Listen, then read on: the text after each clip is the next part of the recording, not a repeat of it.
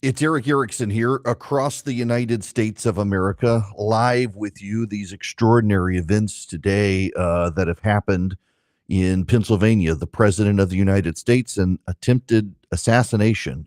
Just one of those moments of where were you when something like this happened? It's just extraordinary. President Donald Trump tonight in Pennsylvania struck by a bullet from a would-be assassin. We don't know anything about the assassin yet. In fact, video circulated and images circulated of the assassin on social media. He had a beanie and glasses on, apparently making an announcement on Twitter or on YouTube. It turns out that was actually an Italian soccer player. People rushed in, identified the guy. It wasn't him. The information is moving very fast, very fast. But what we know is the president was shot across his ear. It's millimeters, centimeters from it being a fatal shot. Centimeters. We don't know how this individual was able to get there. One of the most remarkable things coming from this is multiple news outlets, from CBS to the BBC in Britain, have witnesses who were there who say they saw the man with the gun on the roof. They told police and nothing happened. Now, it's very plausible the police presumed they were seeing the Secret Service agent, even though they weren't. But why was this? So when we've done the gathering in the past, we've had Mike Pence there when he was vice president. We've dealt with Secret Service agents. It's pretty standard protocol that if there's a line of sight to where the president or vice president is going to be, the Secret Service secures it. So this is an open question. Why didn't this happen? There's wild speculation and things like this, but we will find out the answers. In the meantime, I got to get this off my chest. This should be a unifying moment for America. A would-be assassin tried to kill a presidential candidate. Democrats lecture us repeatedly that Donald Trump is a threat to democracy. Do you know what a threat to democracy is? The dead person who showed up to see Donald Trump, the wounded people who showed up to see Donald Trump, because an assassin tried to kill Donald Trump and shot them. That's a real threat to democracy. And I see people on the left saying, but January 6th, they tried to kill a president of the United States tonight. That's a real threat to the American Republic. People wandering around the Capitol, it was bad. I've condemned it. That was not the threat to democracy that actually killing a presidential candidate is. And if you're so polluted in your brain by your hatred of Donald Trump, you're not willing to recognize it, you're broken. He probably broke you. But the real threat to democracy is when you try to kill the candidates campaigning for president. And with that, I've got to say, the media deserves blame here. The media that talks about the threat to democracy all the time about Donald Trump deserves blame for inspiring someone. Floyd Lee Corkins was an MSNBC viewer who attempted the mass assassination of Family Research Council employees because it was considered an anti-gay group by members of the media. James Hodgkinson attempted the mass assassination of Republican members of Congress. He was an MSNBC viewer. He heard that the Republicans were going to kill grandma and take people off of Obamacare, and he decided he needed to stop them. The man who tried to kill Brett Kavanaugh, another left-wing activist, MSNBC viewer, who decided he needed to kill a Supreme Court justice. And now this, I wonder if this guy watched MSNBC. We keep getting all this rhetoric about right-wing violence and right-wing domestic terror, and the shooters of the politicians tend to be on the left. In fact, Jen Psaki, a while back, she had someone on television with her to lament the increased danger of domestic terrorism from the right. And I did want to add, the FBI, as you know, currently ranks domestic political terrorism as a top threat in the country. And as you well know, they take these things seriously. They look at all the data. And as you just referenced, this is all coming at a time when the presumptive Republican nominee, 4 times indicted Donald Trump, has repeatedly threatened judges, their family members, prosecutors, elected officials. I can go on. But from a law enforcement perspective, how much do you think his rhetoric is to blame for this and people who are copying his rhetoric? How much is his rhetoric to blame for it? Let's see. Steve Scalise on the right, an MSNBC viewer tried to shoot him. Tony Perkins's group on the right, an MSNBC viewer tried to shoot him. Brett Kavanaugh on the right, an MSNBC viewer tried to kill him. Donald Trump, we don't know about this guy yet, but the pattern sure does hold up. What's remarkable is the rhetoric coming tonight immediately after Donald Trump was shot. Let me set the scene for you. You've all seen the impressive photos by the Associated Press. War photographer, as the bullets are flying, he rushes to the stage to take pictures. That's his training. It's a remarkable photo of Donald Trump with his fist in the air. And what was the response of the media? 1 minute after an attempted assassination, the victim of the assassination, what does he do? He raises his fist in the air and yells out, "Fight, and I'm fine." And what is the media reaction? Here's Jackie Gagnell from CNN. I do want to say there was one thing that when I watched the tape, I found odd because of all of the heated rhetoric. And that is that after he was hit, former President Trump got up and said, "Fight, fight, fight." I think what we're hearing from people is that's not the message that we want to be sending right now. We want to tamp it down. Yeah, I would just know one thing on this. Lady, the man just had a bullet go through his ear, and you're going to lecture him on what the hell he's saying? Who the hell are you to lecture somebody on what they're saying 1 minute after they get shot? And then he releases a statement on True Social. Listen to this exchange between Robert Costa and Margaret Brennan.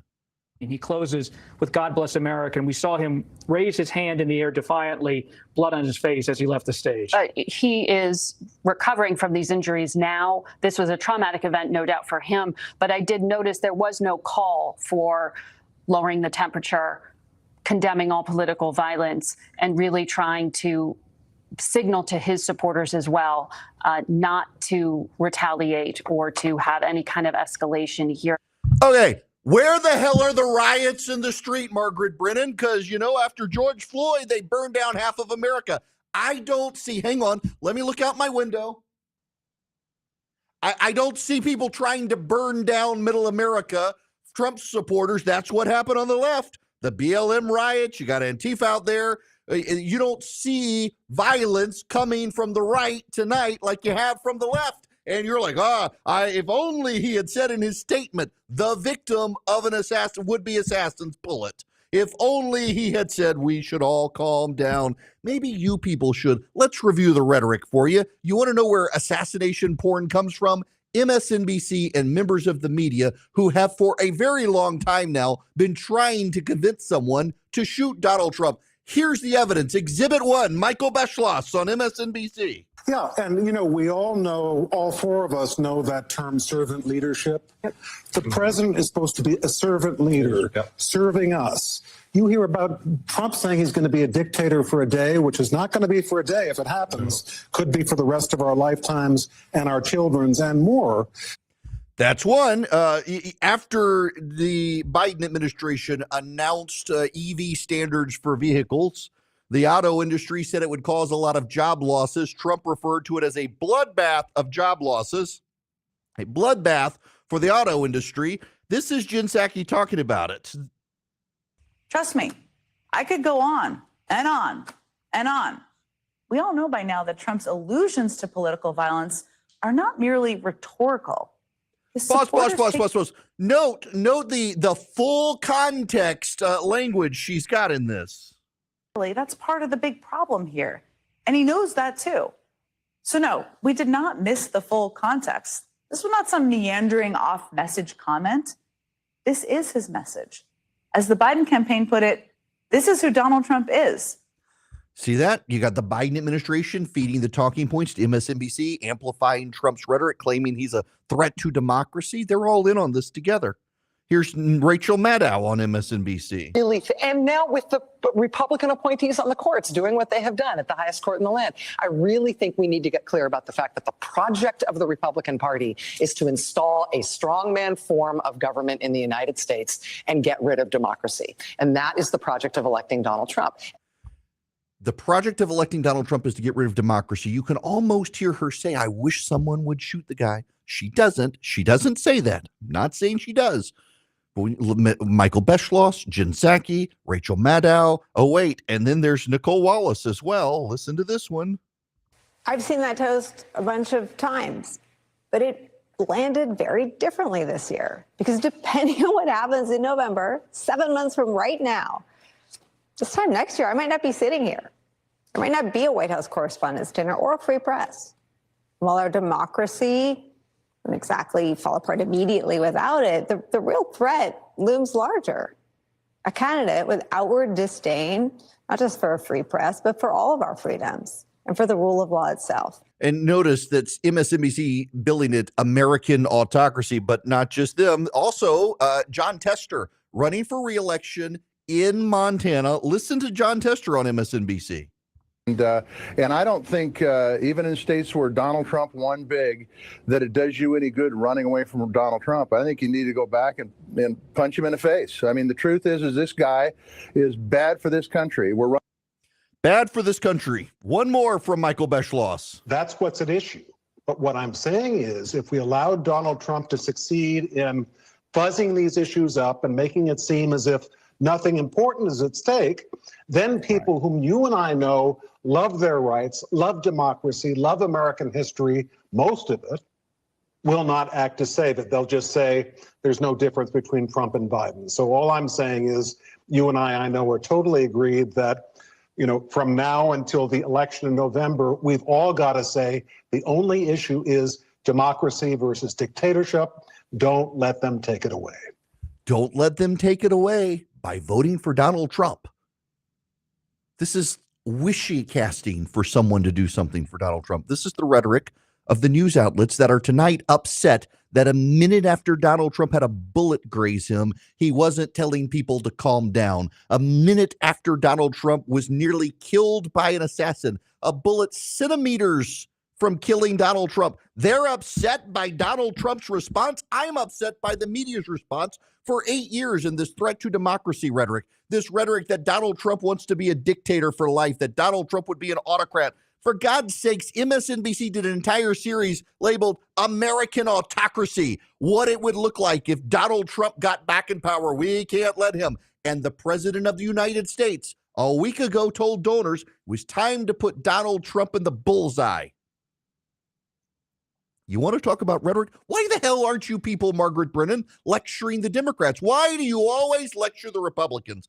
When Gabby Giffords was nearly assassinated back whenever it happened, I was on CNN, and they kept lecturing me. Well, you Republicans, Sarah Palin in your tone, saying you're targeting Gabby Giffords, using violent rhetoric by targeting. We've always in this country referred to targeting swing districts. That's what she did. And they blame Sarah Palin.